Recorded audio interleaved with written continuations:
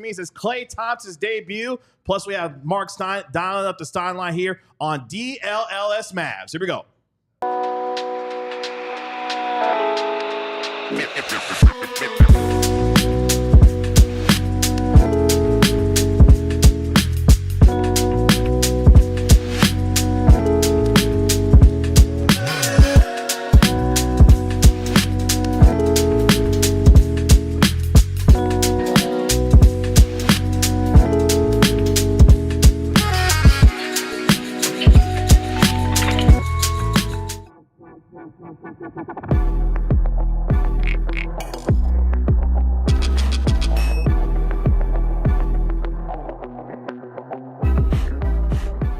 What's up, DLLS Mavs Nation? It's your man, Kevin Gray, alongside Mavericks insider Tim Cato, Mavericks analyst Bobby Carella. We are DLLS Mavs, your favorite guys covering your favorite team every single day. You can find me on X at Kevin Gray Sports, at Tim_Cato, at Bobby Carella. And you can always dial up the Stein line with our National and Mavericks NBA insider, Marc Stein, at the Stein line. It's a Mavericks game day. Klay Thompson's debut. Kyrie Irving gets on the floor for your Dallas Mavericks. Exciting day as our DLLS Cowboys crew is just as excited as we are about Mavericks preseason game number 2 as they take on the Utah Jazz. The question is, gentlemen, will anybody be able to watch it tonight? I mean, we will, because we'll be there. We'll be in the building. A maximum of 20,000 lucky MFFLs and maybe some Jazz fans mixed in there traveling for preseason will. But this game, I don't believe is going to be available online. I don't believe it's going to be available on the television. You'll be able to listen to it on the radio. You will be able to listen to Coops Call on the radio, yes. But the only way to really get the real behind-the-scenes breakdown of what goes on in the arena tonight is to tune into this show. That's right. All of us will be in the building. Marc Stein already at the American Airlines Center. We'll hear from him at 12:30 on the show. Plus 3 things that we're looking forward to and expecting to see from Klay Thompson in his debut as the Mavericks have their second preseason game tonight, their second of 4 preseason games this preseason. Obviously, the big news, the big day for Klay Thompson, finally in a Mavericks uniform, in-game action. Kyrie Irving will also get on the floor as well. So let's jump into it. For those in the chat as well, who are you expecting? What are you expecting to see from Klay Thompson tonight in his Mavericks debut? After spending 13 seasons with the Golden State Warriors, 4 championships with them, he now has a chance to put on the blue and white for the Dallas Mavericks tonight. I think he's going to hit a 3-pointer. That would be good. Really bold, really, really out there. But I think that's a pretty likely scenario. I'm curious where he gets his shots from. I mean, it's still going to be different. It's going to look different. What we're really waiting for is Luka and Klay and how their synergy starts. But at least Kyrie will be playing, though. But Kyrie's going to be playing. And just seeing how they use Klay, seeing how many times he goes up in screens for Kyrie, just like what initial actions they put him in. It's not like they're revealing their playbook by running plays they're going to be running all season. So I'm excited. I'm looking forward to seeing what Klay in Dallas just looks like in every way, especially offensively. I suspect the roar is going to be huge when he knocks down that first 3-pointer. The crowd's going to erupt when that first basket goes in for Klay tonight, for sure. And I'm expecting him to get a lot of shots just because if Kyrie's running the show, Kyrie's just going to keep feeding him. Like, this is just going to happen. Kyrie will do some funny stuff too. He'll make some shots that we've never seen before, but I expect him to feed Klay a lot, whether he's making them or missing them. I don't know how many minutes they're going to play.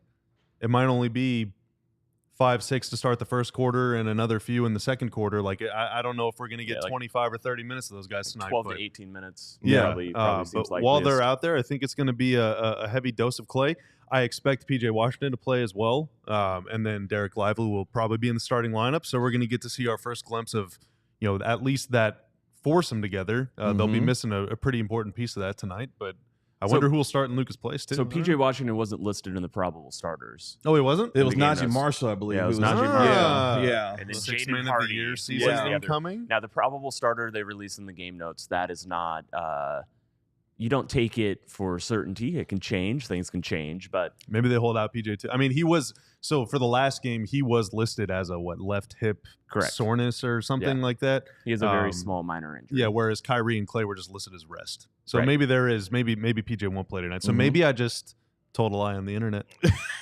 you guys got to hold me accountable. Well, I mean, as Tim was mentioning, the probable stars that were listed were Jaden Hardy, obviously with Kyrie Irving, Naji Marshall, Derek Lively, and Klay Thompson. That's not necessarily gospel as Tim was mentioning, but at the same time, that was what's listed in the Mavericks game. That's a lot of speed. There's a lot of speed in there. But also Jaden Hardy being alongside Kyrie Irving in the starting lineup, I think is an interesting wrinkle. If that is indeed the case tonight, obviously he had the 21 points in the first game, knocking down 6 threes as well, but getting a chance to run with a lot of the starters, if you will, in this, I guess a few of the starters in this particular game, to see what he can do alongside some better players as far as the competition is concerned as well. Yeah, I think that's important because, again, we just talked about it in the preseason opener.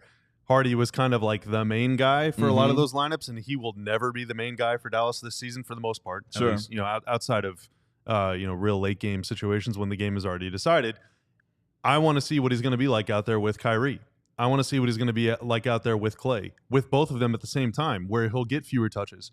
He might get fewer opportunities, certainly fewer play calls, but how can you make yourself valuable in those situations? If you're not the guy that's going to get the shot, what can you do to help your team create a good shot? That means pass the ball, it means cut, it means put it on the floor, make something happen. So I'm curious to see how he's able to fit in with that. How comfortable and how quickly does Klay Thompson get within this offense based off of who he's going to be playing alongside and what you're expecting to try to get him going early on in this particular game? He said it would take a few weeks, and he was referring, I think, to specifically playing with Luka. But yeah, a few weeks in this system, and playing with these players. It's not hard for him to learn the offensive sets and all this stuff. That's not the concern. It's just the comfort level that he has with it, that he knows not just what he's running, but where he's going to be getting his spots, or where he's going to get which spots he's going to be getting his shots.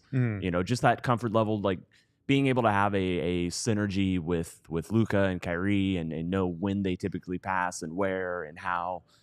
Those are all things that will adjust. But Klay Thompson is a future Hall of Famer. He's going to be fine even in this adjustment period. He's going to be good for the Mavericks. He should knock down some shots tonight. None of that is really a concern. Yeah, well, and like the legendary basketball coach Gene Hackman once said himself, hey, the rim's still 10 feet.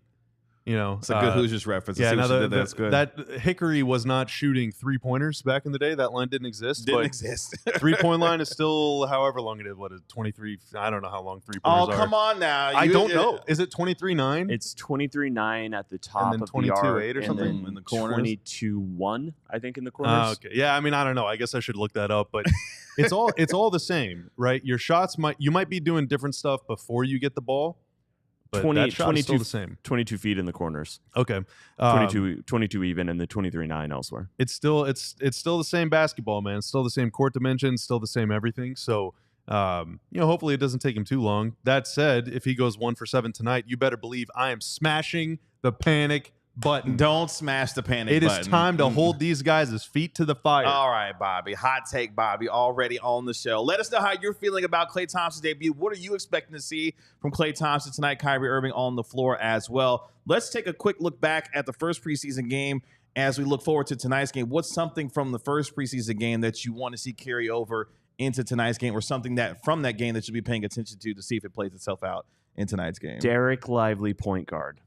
Oh, point Derek Lively. Yeah. Can you do it twice? Yeah. Take Walker Kessler's butt off the dribble. Make it happen. Okay. Dust him. Inverted, we need more inverted pick and rolls. It's Kyrie screening for Lively, who has the ball in his hands. I like that. Yeah.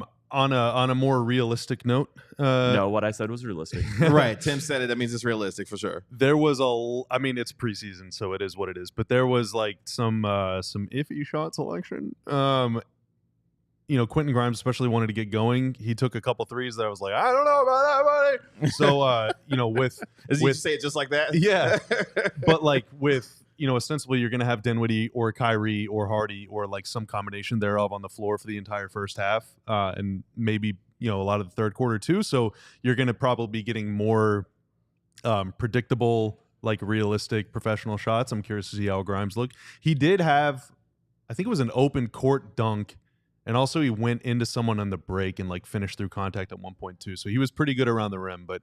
I thought he looked bouncy and explosive. Those plays stood out to me. Yeah, but I want to see some. Threes, man. I want to see some threes. In the first game, Hardy and Gortman combined to make 10 or 11 threes. 10 threes. I think the rest of the team made 2 or 3. So let's get everybody going. I would say, yeah, Gortman and Hardy combined for 10 threes, and I think they made 13 overall as a team. Yeah, that particular night. So, no bueno. No, we know that Jaden Hardy and Jazz Gortman are going to let them fly from downtown. That's for sure. I think that's one thing I want to see carry over from the first preseason game into this one. Jazz Gortman continues to have an opportunity to be able to make an impact, and we saw how well he played in terms of the offensive aggressiveness. That's for a little bit deeper cut in the game as far as once the starters, potentially sit out for the rest of the game there. But obviously there's guys that are going to have to make an impact. For me, Spencer Dinwiddie as well. Didn't play well in the first preseason game. Not necessarily that there's long-term concern for him at all, but just want to see him have a little bit better game based off of his initial performance in the first preseason game. I think for a confidence boost for him, just to see him play a little bit better would be good for me to see tonight. I think Dinwiddie playing off the ball or kind of that off-guard role alongside Luka was when he was at his best maybe his entire career. In preseason game 1, he was the guy. That's right. It was him and Hardy. So I think playing off Kyrie, playing off Luka is definitely where he's going to be at his best. Yeah, I think that's definitely his role. I do want to respond to something in the chat real quick. Okay. So a couple of people have that. said, are we sure there's nowhere that this game is being broadcast? I'm not sure with Utah moving to kind of their own TV over-the-air thing, kind of like the Mavs. I'm not sure if Utah is broadcasting it. If so, the game might be available on League Pass in that event or somewhere online. I have no idea. I'm not about to go sail in the 7 seas or encouraging people to do that. Because it's not on NBA TV. I didn't see any kind of local or national televised listing for this particular game. This game really might just be lost to history. So we could, gentlemen, we could hatch a plot to just like make up the most outrageous play-by-play for tomorrow. So there's Seg something called Plus. Seg Plus.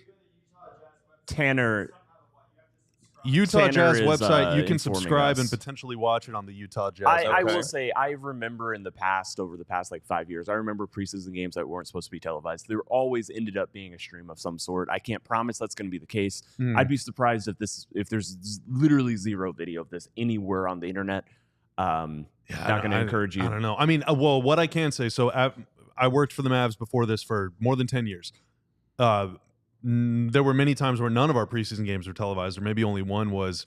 There is a feed in the gym that will be available to like the team, so the team can put out highlights and stuff. So like you will see clips from the game.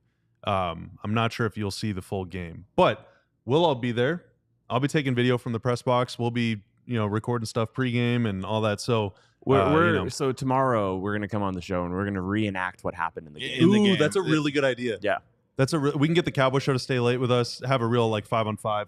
Right. How wide can we go on that shot, Tanner? Can we get like a 94-foot kind of like real wide? So we put it upstairs, and then we have like a more Tanner's going to demonstrate how wide the shot can. All right, that's almost good enough. That's maybe we got close. All right, Kavanaugh can play point guard. How about that? Yeah. Play point guard for sure. Yeah. Okay. That man is not a point guard. He's kind of a small power, maybe power forward. I don't know.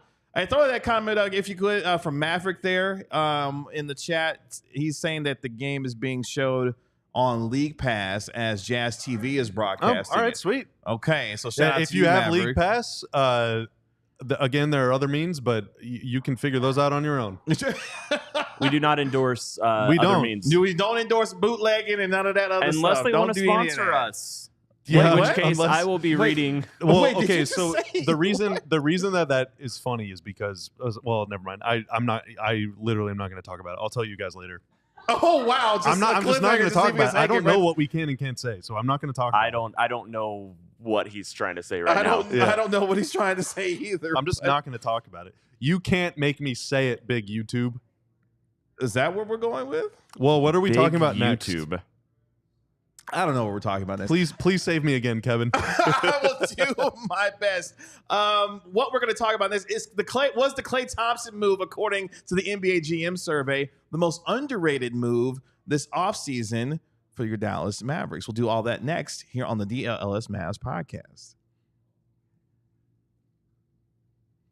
Before we get there, let me talk to you a little bit about Sleeper. Sleeper, the app that you know for hosting the best fantasy football leagues in the game, now allows you to put your knowledge to the test in every game by picking whether your favorite or least favorite players will have more or less in their projected stats each week. This week, Cowboys taking on the Lions at 3:25 at AT&T Stadium. Cowboys looking for their third straight win. I'm taking Dak Prescott to have more than 200 passing yards, CeeDee Lamb to have more than 50 receiving yards, because that is essentially the Cowboys' offense these days as they try to beat the Detroit Lions at AT&T. With Sleeper, the more picks you combine, the more you can win, all the way up to 100 times your money. If you think you have what it takes, make sure you download the Sleeper app and use code DLLS Mavs. That's DLLS Mavs to get up to a $100 match on your first deposit. Don't forget, terms and conditions do apply. See Sleeper's terms of use for details.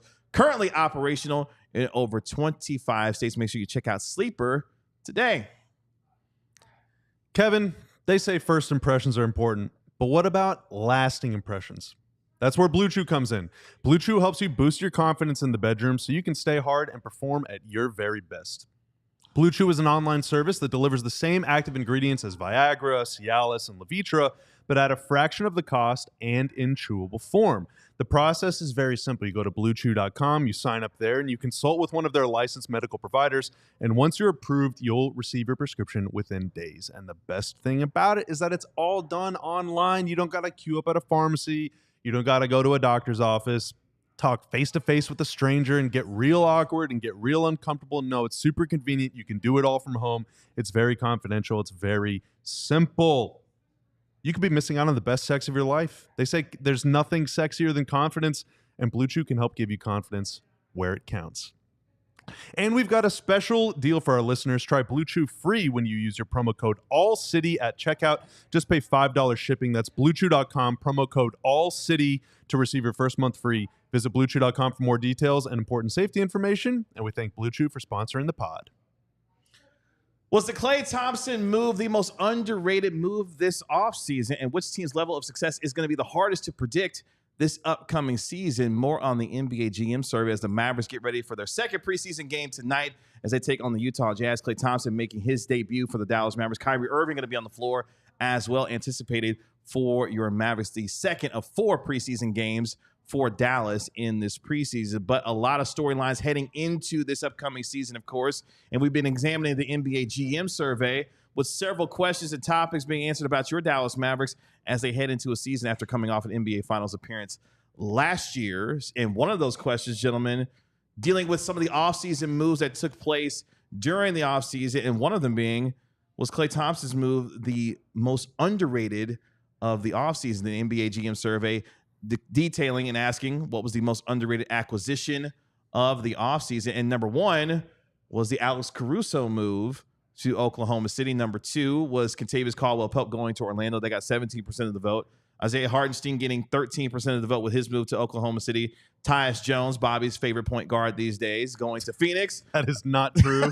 13%. And then Klay Thompson coming in at 10%. Chris Paul rounding out the vote at 7% for San Antonio. By the way, that lob to Victor Wembanyama was kind of sick last night. Not even gonna lie to you. That was kind of fun to watch. Can I just make a real quick point? I fundamentally disagree with the notion that the Alex Caruso or Isaiah Hartenstein acquisitions can be considered underrated. When we talk because about them, yes. Everybody talks about how good OKC is. Yes. You cannot possibly underrate it. That is lame. Those moves are so underrated that they're now overrated. They're so properly rated that they're not underrated. Like, stop talking about it. Everyone talks about it. They won't shut up about how smart OKC is. They're not underrated. They're properly rated. We all get it. Anyway, we did talk about those moves quite a bit. Like I said it yesterday, and everyone has. Well, I'm still floored by the idea that Chicago didn't get something out of that particular deal. Like they got nothing. Yeah, so the whole summer was for free. Dunk, in essence, like it was a dunk contest on the Bulls and Josh Giddey. It's like, okay, we get it. It's so uninteresting to say that OKC is good. They are. They're great. They're going to win. They're going to win the West, or at least in the regular season. Like they're incredible. Anyway, Klay Thompson. Sorry, that was a lot. I drank a lot of coffee 5 minutes before we started. Bobby's hyped up today. I got man. a lot of. I got a lot of jiggle juice coursing through his veins right now. So 10% for Klay Thompson. That's 3 votes. 30 GMs. So Caruso got 7 of the GM's votes. Hartenstein got 4. KCP was at 5. So these are very small samples. This is a very small database or data points. But yeah, 3 people saying Klay, I think stands out. I think it's a good name to say. For it being Klay Thompson, it feels like there's been a little bit less discussion of him and of the Mavericks than and for a team that just went to the finals. Mm-hmm. Yeah, it seems like nobody's talking about the Mavericks. Which honestly, as much as you I might think the think. Mavs might prefer it that way, honestly, for a team that came off the finals. Maybe they prefer being under the radar just a little bit. That may be true. Yeah, I mean that's been Jason Kidd's thing. I mean, he's always called this team underdog. They've said they like being the underdog, even while they also say, well, we went to the finals last year, so now everybody's going to give, come into our building and give us our, their best shot. Mm-hmm. And so it's like, but that's the thing about sports. You can have it both ways. Everybody is an underdog. It's all motivation. LeBron says the world is out to get him. LeBron James says that. After 22 seasons. Yeah, like four NBA championships. everybody has an imaginary op, right? You have to find ways to motivate the group. Marc Stein's on the show with us, even if he's not here today. He was here for the last 2 days. It was magical. It was magical. But Stein Hopefully himself be magical in 9 minutes as well. He's like very optimistic about the Mavs' prospects this season, but he says there's like very mixed opinions around the league about what Dallas did. Like he thinks they got better. Some people he talks to think they got better. Some people he talks to don't think they got better. Some people think they got better, but not by much. So I think there's very kind of mixed opinions about it, which is natural because like we've never seen Klay anywhere else. Klay, maybe, who knows? Is he too old? Is he kind of past the prime? Is he over the hill? Whatever. Or was it just a bad year last year? I think which I'll take that. If shooting 39% for three is a bad year, I could take that on my team. For sure. 18 points a game on 39% shooting on 10 attempts is like pretty freaking awesome. Yeah, I'll take that. I'll take that for sure. I mean, one of the questions in the GM survey was which team's level of success this season is toughest to predict. Dallas got a couple votes for that. Mm-hmm. Yeah, which I think is fair. Lakers, Rockets, Pelicans were the top three. Yep, just for context. But yeah, and for those ones, I think the success being tough to predict for those three teams, the Lakers, Rockets, and Pelicans, is like, will they make the playoffs? I think it's pretty universally accepted that the Mavs will make the playoffs, or certainly at least the play-in. I guess maybe is the level of success like the degree top 3, of top it. 4. I think it's universally accepted they're going to be a top 6 team. Yeah. I think it's just like, are they going to be 55 wins or 47? Yeah, is it the top 2 seed or what? It's close to universal. I mean, it's universally accepted that they're seen as one of the top 4 teams in the West. That's in the survey. That's in everybody else's. Everybody views them as a top 4 team in the West. It's just a matter of how good of a top. But I think at least they're going to finish top 6. I think everybody expects that, understands that, and it's going to be a disaster if they don't. Shout out to Veer in the chat. He says really that as likely. Naji Marshall is the most underrated move for the Dallas Mavericks. And I think a lot of folks who are looking at the move for Marshall to this team, seeing the kind of versatility that he has on both ends of the floor, feel like he can be a real part of this. And it was really a kind of a connection with Klay Thompson, because one of the things we've been discussing on this show is, what will the closing lineups look like? How much more impact will Naji Marshall have potentially at the ends of games, especially with the defensive impact that he can have versus what Klay Thompson may or may not be defensively at this stage in his career? Naji Marshall and his signing could be a really big part of what the Mavericks are trying to do, especially on the defensive end of the floor. Yeah, I think that so if you kind of view the Klay acquisition as like replacing Derrick Jones Jr., then you're looking at it wrong, because that he's not replacing Derrick Jones Jr. Right. So like some of the analysis of the Mavs offseason, and certainly it's probably, I mean, GMs are aware of like what players are on what team, but kind of the analysis of the Mavs offseason is that they replaced Jones with Klay, they replaced defense with offense and all that stuff, and they're going to suffer some setbacks, and they might, but like Naji Marshall is the guy they signed to replace Derrick Jones. So I think Naji is probably the more underrated move than the Klay move, because like there are probably people that don't even know that Naji Marshall plays for the Mavs yet.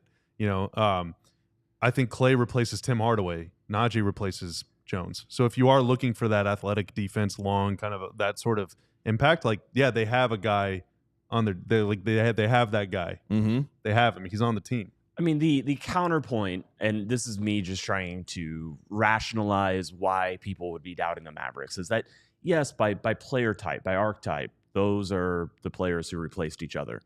But what if, in a lot of ways, Klay still is replacing the minutes hole, that Jones had, and probably more so. He'll get more minutes than Jones did, I think. Yeah. I think he's probably but in the postseason, Derrick Jones was consistently getting 30+ minutes. Yeah. Mm-hmm. Yeah. So you still are. Yes, I agree that Klay Thompson, how he's gonna look on the court is much more Tim Hardaway-esque. But if you're like Tim Hardaway was coming off the bench all season. In a much better way. in a better way. Yes. But Tim Hardaway Jr. was coming off the bench the whole season. And if they've realized the special sauce is that they need a third defender in the starting five next to Luka and Doncic, and these are the players that are going to play most of the time. But all of a sudden, you've gone from Klay Thompson, you've gone from Tim Hardaway to Klay Thompson, and Klay Thompson is better, but he's also even less replaceable in the starting lineup. Like you can't put him on the bench, you can't play him 18 minutes. I think that's reasonable to say right now. You know, we'll see if that becomes. But if the special sauce is what the team had last season, then it still is hard. Like Naji averaged 19 minutes a game last season. He's never averaged more than 23. No. You know, so is there enough minutes? Can he scale up to a 30-minute per game role if that's what Dallas needs out of him? That's the case to at least have questions about the Mavericks.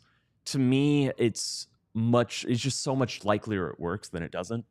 And that this team is better, that I think the doubt has. I'm surprised people have this much doubt, but there's at least an argument that can be made for why people are just like wanting to see Dallas on the court. And I got to disagree with Thomas real quick on the chat. He says that Klay Thompson will play the same defense as Tim Hardaway Jr. Let me tell you something. As much as Tim Hardaway Jr. was a hot shooter at times, that man was a revolving door on the defensive end.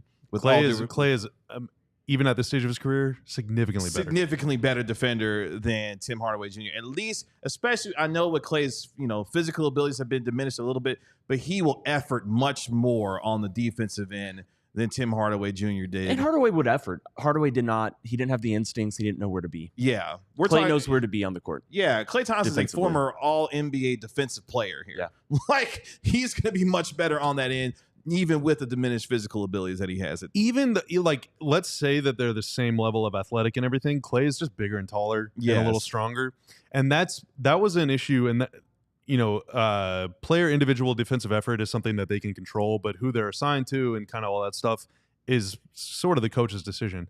So now, whenever it was like Brunson, Luka, Tim, or Dinwiddie, Luka, Tim is going to have to draw the toughest defensive assignment. And so oftentimes that meant guarding a player that was bigger than him. And that guy would just bully Tim. I mean, he's 6'5", 190. Exactly. Like, he's not supposed to guard LeBron. So that was kind of an unfair situation to put him in. Klay, I don't think, can go lock down Giannis or LeBron or anything like that. But at least, and we're not expecting him to at this stage. Yeah, but like defense is all about, can you at least make the guy try a little more? Can you make him take one extra dribble? Yeah. Can you slow him down by one to give your big man one more step to get into better position? And I think Klay is better equipped to do that, to defend within a team concept, the way the Mavs want to defend than Tim ever was, than Tim ever would be. So, and you have big men who are inviting that could be wrong. Maybe, maybe Klay sucks on defense, and the Mavs are going to have a tough decision to make. Like, there's only one way to find out. What's the tough decision? Sending him to the farm? Okay, that's morbid, but I mean, maybe you never know. It's a long season. No, I think that Klay would love a farm. Ah, okay. He's transitioning from water, and so you send him to the farm, and then he gets rejuvenated, and he realizes that he loves farms even more than water. Yeah. And then he gets empowered to be the best version of himself. Yeah, a new man. That's beautiful. New man. I like that's that. Actually beautiful. Yeah, it was. Real quick to Tim's point about the idea of, the Mavericks, success being toughest to predict. The big question part of that is Klay Thompson's ability on the defensive end. For I think a lot of folks who think what Klay is going to add as a shooter, those questions are that much more on the defensive end. And does that lower the ceiling on the Mavericks' potential success as being a really good defensive team? We know last year they became arguably the best defense in the league in the last 18 to 20 games. How much more does that either increase or decrease with the addition of Klay Thompson? And that's why that success may be a little bit harder to predict because of the addition of Klay. Not necessarily because of what he won't add from a shooting perspective, but what happens on the defensive end in that way. Can I give you a kind of a hot take? Yeah. Uh-oh. Like a habanero level take? Okay. Not that spicy. Yeah, but that's what I'm saying. Yeah, I don't think this is that controversial. But it might be. There are some people that can't handle spice, like your boy. Luka and Kyrie buying in on defense and really like giving the effort, and if Klay is able to match that same, like those three guys at least trying on defense for 82 games is much more beneficial than having one Derrick Jones Jr. Like the level that Luka and Kyrie were defending at the start of last season was not. It doesn't matter who else was on the team. They were not going to be anything better than a bottom 10 defense. I Whenever Luka and Kyrie turned it around is when the team became a top 1 defense. Yeah. Like, not asking for much, just try. And if you can do that, if you can have 0 zeros on defense, then you're going to be good. Like, it's just you're going to be fine. And all they need to do in the regular season is be average. Yeah. Or just know. Yeah, no, I agree. I was going to make a very convoluted analogy that just would not have made the show better. Just try. Yeah. That's it. That's literally it. Just try, please. Yeah. I think to reinforce that point, you got Derek Lively on the back end, who's going to be better in year 2 defensively. So there's a lot more trust about what, if something happens on that perimeter, you feel good about what's going to be defending on the back end in terms of a Derek Lively the second. So we'll see for Klay Thompson, the defensive part of his game, but we know how much improvement he's going to provide for the Mavericks in terms of his shooting this upcoming season. Coming up next here on the DLLS Mavs podcast, Anthony Edwards has some interesting things to say about the smoke he wanted from Kyrie Irving that he got that now he wishes he didn't get from him. We'll talk about that and more coming up next year on the DLLS Mavs podcast. Here at DLLS, we love floors, specifically Empire Today's floors, like this one right down here. You hear that? I do. I don't know if they can, but I do. That's a good sounding floor right there, isn't it? Floor. Well, Empire's philosophy is to help you find what you need, not overwhelm you with thousands of choices and substitutes. What they leave out of their selection is as important as what they put in. Empire's product team exhaustively combs through thousands of product samples each year to find the perfect styles. They have a virtual floor designer, which is a great way to see how your new floor will look in any space. It's easy. Just snap a photo and instantly see how new floors would look in your room. They pride themselves on their convenient shop-at-home service. They help customers shop for floors where they use their floors so they can see exactly what their floors are going to look like in the home's lighting and decor. So schedule a free in-home estimate today. All listeners can receive a $350 off discount when they use the promo code DLLS. Restrictions do apply. See empiretoday.com/DLLS for details. Do you like being knowledgeable? Do you like reading? Do you like Discord? Do you like being super attractive and interesting to all you meet out in the world? Well, if so, you should become a diehard today. alldlls.com/diehard. For less than $7 a month, your wildest dreams will come true, and we'll give you a free t-shirt to boot. And you get a discount on future merch, and you get a discount on future events. There's literally no reason not to become a diehard right freaking now. So again, alldlls.com/diehard. You can read Tim's post-game analysis after every single Mavs game, all sorts of exclusive analysis, columns, features, film studies for all the sports that we cover here at DLLS Sports. So do that right now, or else. You will get a physical diehard card as well to show off your membership here at DLLS Sports. That's alldlls.com/diehard. Become a diehard member today. Kyrie Irving gave Anthony Edwards the smoke, and Anthony Edwards apparently is regretting it. It's the new Starting 5 documentary on Netflix debuted, and we had, of course, the moment last year where the Mavericks sent the Timberwolves into the shadow realm by taking them out in the Western Conference Finals. If you remember before that series, Anthony Edwards had a particular request when it came to his defensive assignment on Kyrie Irving, and now apparently he may be regretting it. Take a listen. Jay, you got Kyrie. I'm tired, Sat. Yeah.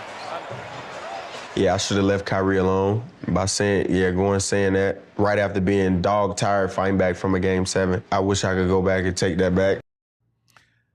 Edwards saying before that series, quote, "It's going to be fun, man. My matchup is going to be Kyrie, so that's going to be fun," end quote. Well, he found out very quickly, gentlemen, it wasn't no fun at all guarding Kyrie Irving in that Western Conference Finals, as Kyrie gave him the smoke that he was absolutely looking for, Bobby Carrello. This has been very confusing. Hey, your name's not Bobby. Because ESPN also dropped their playoff documentary. That's coming out. I think 3 episodes are out. Yeah. But there's also this Netflix Starting 5 one. And they call it like Clutch or something. Well, the Mavs playoff documentary came out months ago, so I don't know. And that was a movie. Yeah, I don't know what they've been waiting for. I just know I'm in Clutch, apparently. They interviewed me for they said it was going to be 30 minutes, and then it was 90 minutes at some hotel down the street. Oh, yeah? Oh, yeah. Wow. Okay. So, did you promote DLLS Sports while you were there? They interviewed me in May. So you did. Or June. So he couldn't. I think it would have ruined the. They're still in post-production. There's still time. I'm not sure there's time anymore. Oh, we're hearing ourselves. Are we getting a live call right? Oh my God, there he is. Oh, look at my God. Marc Stein. He didn't want us to talk about Kyrie and Anthony Edwards at all. He's like, I'm going to show off my DLLS hat with the merch he got. It is our National and Mavericks NBA insider, Marc Stein, live from the American Airlines Center. Mavericks taking on the Jazz tonight in preseason game number 2. Mark, what's going on? You didn't think I'd make it, did you? You said you weren't going to make it, so we had to do something else. I had no thoughts on the matter. No, I said I can't tell you a specific time, but knock on wood, everything did fall into place in the end, and the music just shut off. You know, I told you guys last time, I love the serenity of just an empty gym that normally houses 20,000 people. There's just something special about it, but Patty Mills was just out here shooting and extra shooting. The whole rest of the Jazz team had already departed, but I got to watch some bonus Patty Mills workout time. Heck yeah. Patty Mills plays for Utah now? That's right. Way to stay up on things, Cato. Oh, burn. That doesn't hurt me because, quite frankly, I just don't think my job is to know where Patty Mills plays. Yes, it is. Don't diminish his legacy. He is their Markieff Morris. Yes, it is. It is your job to know that. He said, get on your job, Cato. The first few weeks, you always do a little bit of, oh, that guy plays there. Well, we should do a who he play for before opening night. The results might surprise you. Let me tell you something. A game of he's still in the league is one of my favorite games to ever play because you find out who is and who very isn't humbling in the league. Yes, for sure. There's some players out of the league that makes me sad. I believe Markelle Fultz. Reggie Bullock. Bullock is out. Right now. Yeah, Dennis not around right now. Boban has retired. So, Mark, give us a scouting report on the Jazz. Are the Mavs going to be able to beat them tonight? There's a lot on the line. Boban tired. What's that again? Boban's playing for Fenerbahce. Very he's high signed level. a deal to play overseas. Yeah, that's what I meant. Hey, I Kato, know you that. can get off the show. You out here, you messing up today. You can go. No, that is absolutely not true. I have been the calm, normal one out of y'all three today. If you believe that, okay. Tell me what I've missed. I feel bad. Tell me what I've missed. Oh, no, you didn't miss much of anything. We were just discussing the Starting Five Netflix documentary where Anthony Edwards regrets requesting the smoke from Kyrie Irving during the Western Conference Finals, saying that, yeah, I probably shouldn't have said that, and he got all the business that he was looking for and then some from Kyrie Irving. Are as mad as many Mavs fans are about Reggie Miller gassing up Anthony Edwards before that game? You saved us because Bobby's got real spicy feelings about this whole Reggie. No, I don't. That's not what she was looking like. No, I don't. I'll say. I said it's very cringy. It's a cringy look, but Reggie probably said the same exact thing to Kyrie. Probably said the same exact thing to Luka. That one was just caught on camera, and they included obviously. Documentary makers are a lot like Empire Today with flooring. What they leave in the selection is just as important as what they leave out of it. So you're trying to tell a story. But obviously, throughout the entire playoff run, it was very clear Reggie Miller loves Anthony Edwards.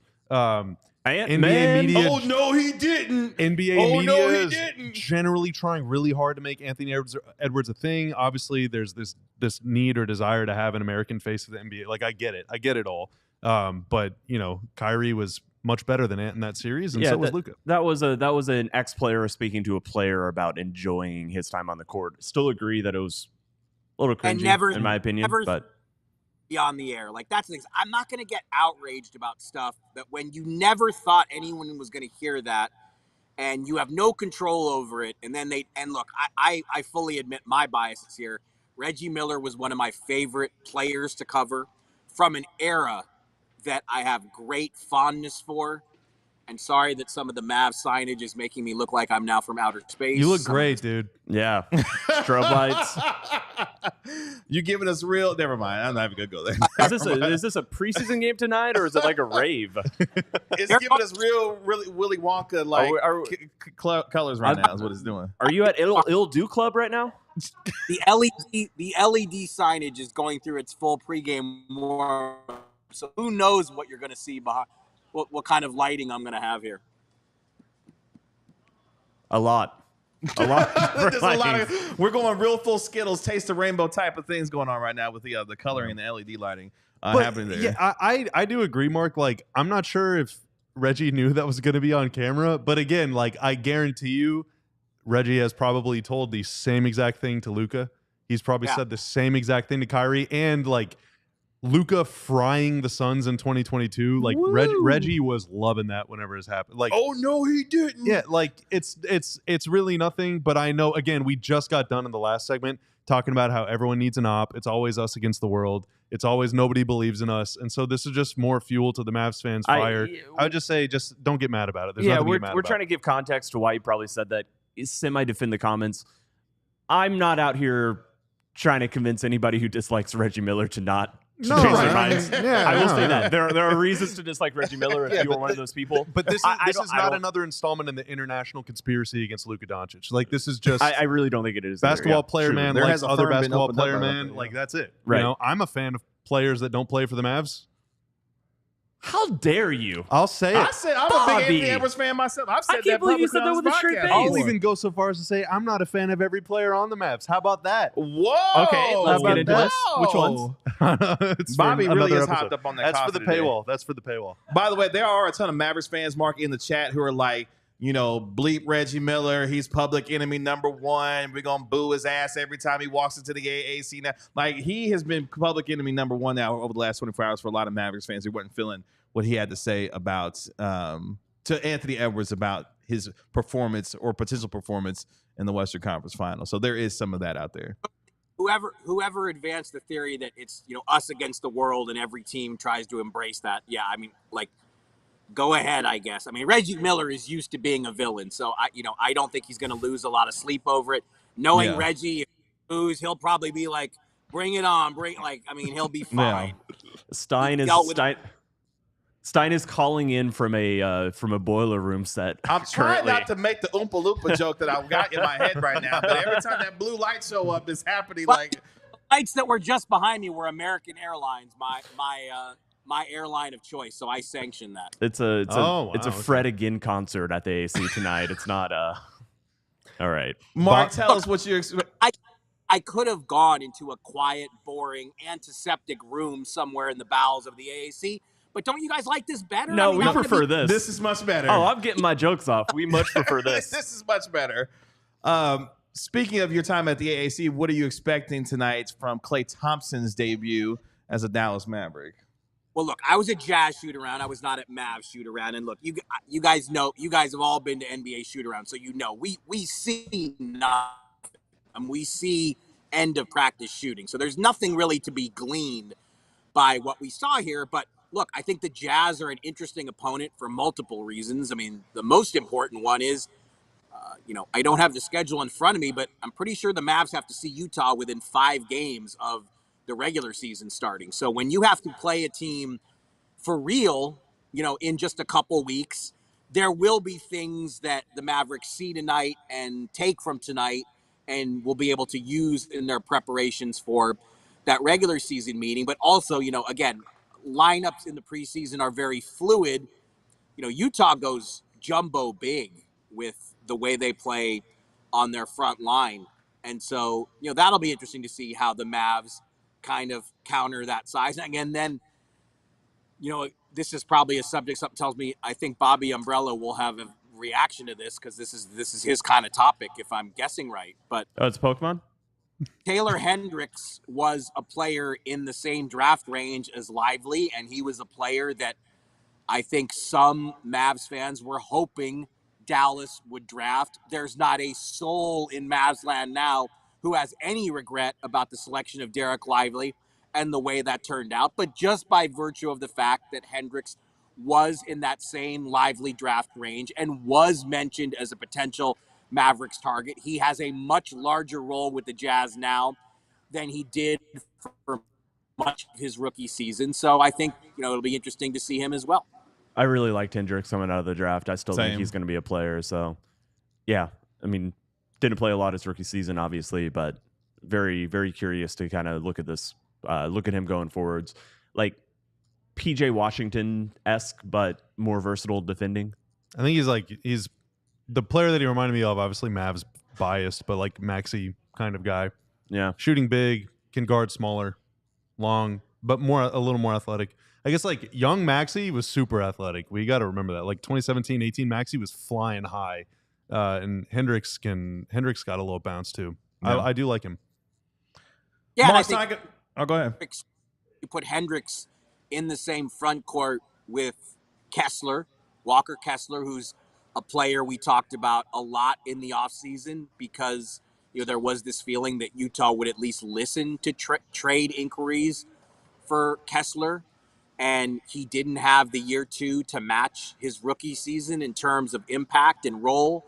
But then also Lauri Markkanen. I mean, when if they play the 3 of those guys together, that is a big front court trio.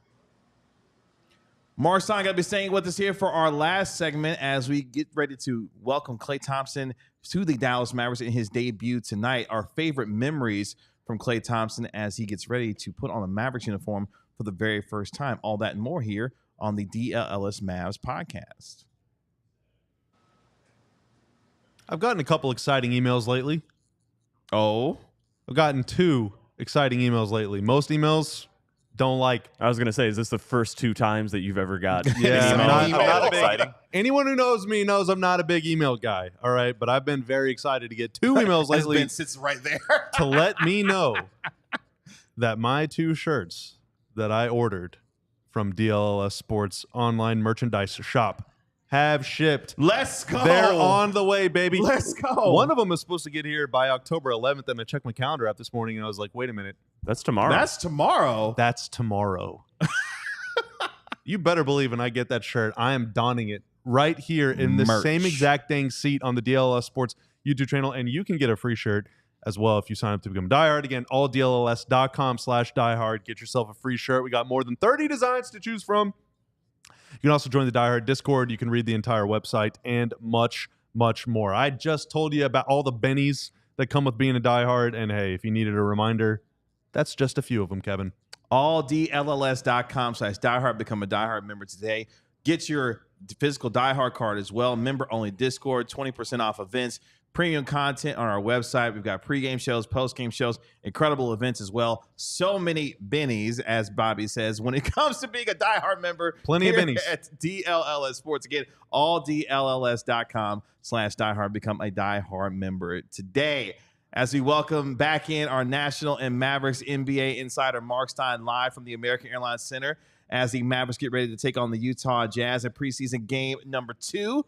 The second of 4 preseason games for your Dallas Mavericks. Kyrie Irving expected to be on the floor. Klay Thompson expected to make his Mavericks debut tonight, donning the number, speaking of Reggie Miller, donning the number 31 for the Dallas Mavericks tonight at the American Airlines Center, which prompted this particular question as we not only look forward to Klay's debut tonight, but also look back at what will be a Hall of Fame career for the former Golden State Warrior, who of course played 13 seasons in the Bay, won 4 championships with Golden State, and now begins the second act of his career here in Dallas, looking to add to a 5th potential championship to his Hall of Fame career. What is your favorite memory of Klay Thompson? And Mark, obviously a player and a team that you covered for quite some time in terms of the Golden State Warriors.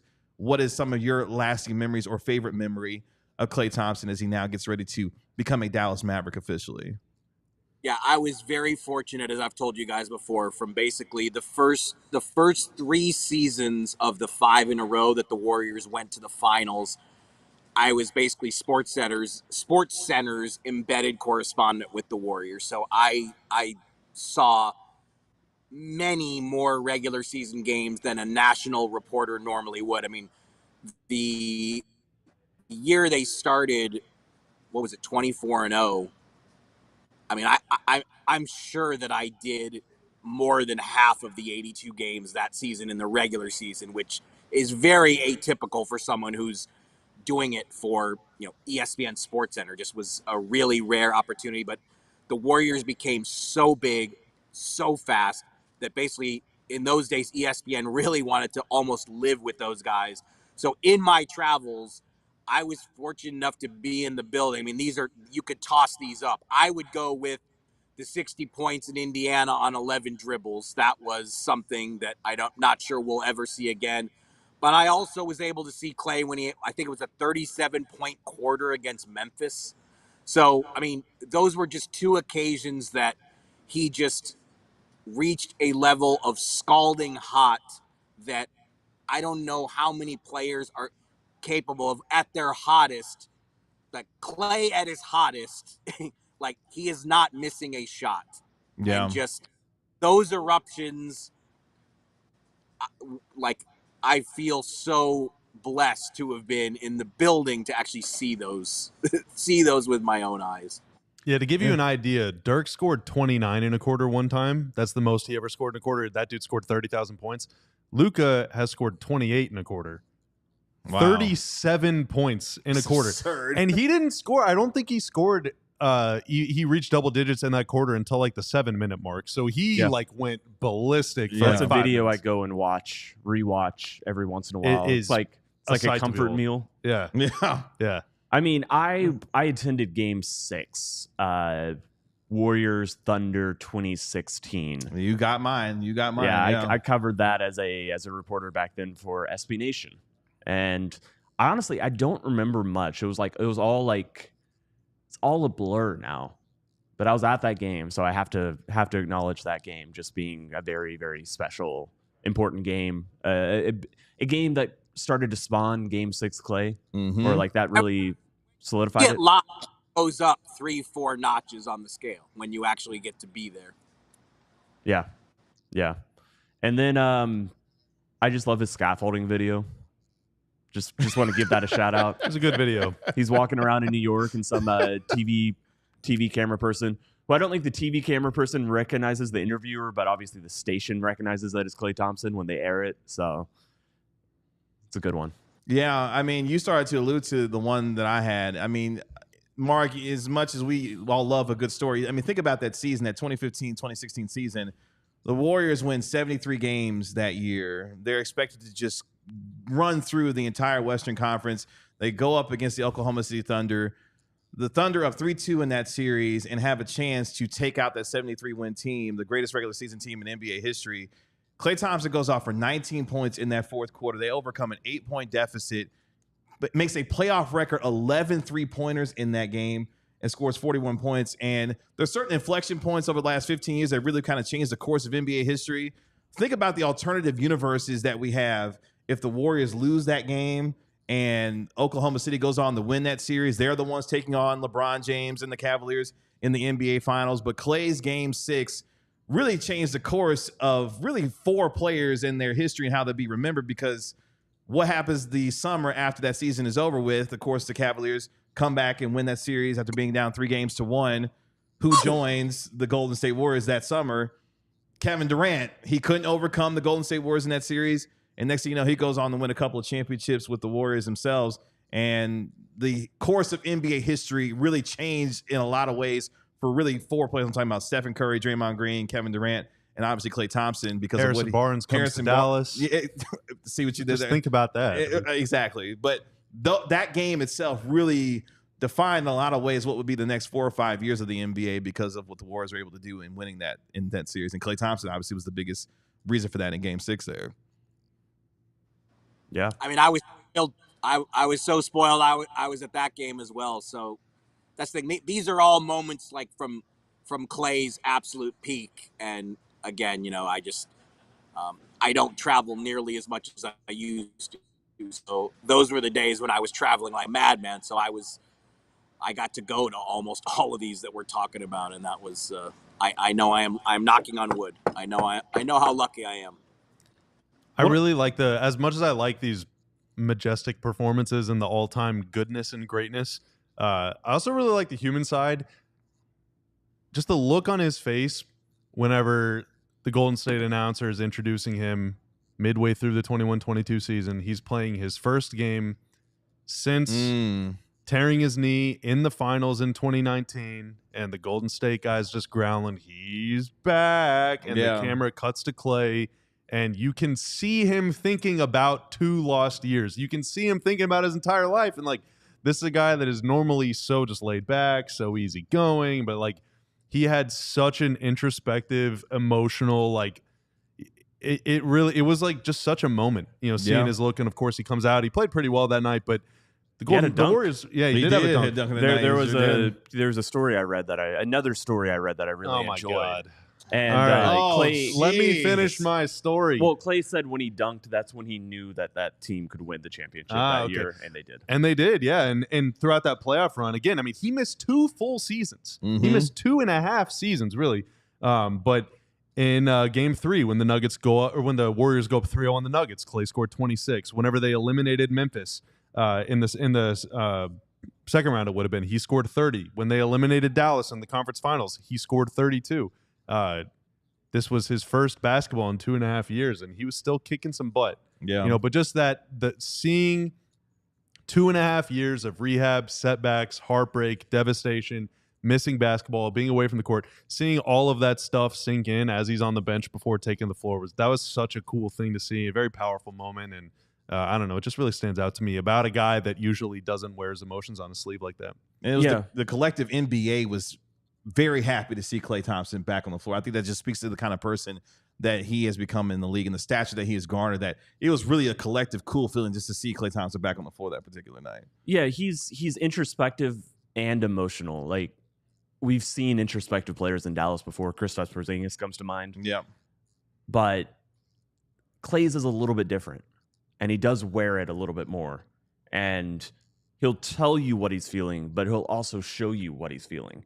Whereas with Kristaps, it was much more just about him always being willing to tell you what he was feeling. But I think that showing, that seeing, the raw emotion like you're talking about, I think that does. I mean, to me, it endears him. It definitely humanizes him. He is, still someone who, he's open in a lot of ways to be willing to show you who he is. And yeah, all that stuff has always really made me enjoy who Klay Thompson is, who he represents as a person. I want to throw that comment up in the chat from JC, where he's quoting Klay Thompson from his opening press conference, where he said, quote, "You still can't leave me open," end quote. And that was one of the indelible moments from his opening presser. He's like, look, man, I think it was kind of in a ways a defiant Klay Thompson. Look, yes, I've been through what I've been through. I've decided to leave my situation in Golden State. But one thing you still can't do, especially with me in this league right now, is leave me open. I think that's one of the things for Mavericks fans they're excited to see is when Klay Thompson out there open, either Kyrie Irving, lukadoncic, throwing him a pass and be able to knock down a bunch of wide open 3-pointers. Yeah, Killer Klay, you can't leave him open because he's going to make you pay, especially from obviously the 3-point line. But I'm glad JC brought that up because that was one of my favorite moments from his opening presser, that letting everybody know, hey, I still got it even with where I am in my particular career, and look to bring that for the Mavericks for the next few years. And he is going to knock down a lot here. And here's a little bit of history, talking about a guy that we just were talking about last segment. Klay only needs, I'm trying to do some math in my head real quick, I think 83s to pass Reggie Miller on the all-time 3-points list. Okay. 3-pointers made list. I mean, and he's a couple years away, probably 2 or 3 years away from passing Ray Allen if he is able to maintain a pretty good pace and stay healthy. So, I mean, he's like climbing all-time lists. Like, he's one of the best players ever, obviously one of the best shooters ever. And he's the second best shooting guard of all time. Yeah, and he's going to become one of the first players ever to make 3,000 career threes. Currently, Steph is the only one. James Harden will join him this year. Dame will join him in a couple years. And Klay's not too far behind. Yeah. And he's got a lot of open shots coming his way. So if Klay stays healthy, by the time it's all said and done, they're going to be 1 and 2 on the list there. Just to tie this segment together with the last one even more, you guys do know that, 31 in this city is associated with Jason Terry. The Mavericks obviously do not win a championship without Jason Terry. And Jason Terry, by the way, will be in the house tonight since he's a Jazz assistant coach. But Reggie Miller was indeed the inspiration for Klay picking number 31. So, Klay holds Reggie Miller in very high esteem. Reggie Miller, of course, a Southern California native, played his college ball at UCLA from Riverside before he made his way to Indiana and became a Pacers lifer. So Reggie Miller might not be ultra popular with Mavs fans right now, but he is very, very popular with the Mavs marquee free agent signing. Well, I have some advice for Klay Thompson tonight as he makes his Mavs debut, in a sense. Wearing 31, just go out there, bust their ass, and laugh about it. Have fun out there, Klay. That'll do it for us here on DLLS Mavs. Really appreciate you joining us here on DLLS Sports. All four of us will be in the house tonight for the Mavericks' second preseason game as they take on the Utah Jazz. Kyrie Irving anticipated to be on the floor, and as Tim mentioned, Klay Thompson looking to do what he has been asked to do for the Mavericks, knock down some shots and electrify this crowd at the American Airlines Center. We'll be able to recap it all tomorrow on DLLS Mavs at 12 p.m. here on DLLS Sports. For our National and Mavericks NBA insider, Marc Stein, Bobby Carella, Tim Cato, I'm Kevin Gray. We are DLLS Mavs. We'll talk to you tomorrow here at 12 p.m. on DLLS Sports. Y'all be good. Peace. We all silly like the mayor.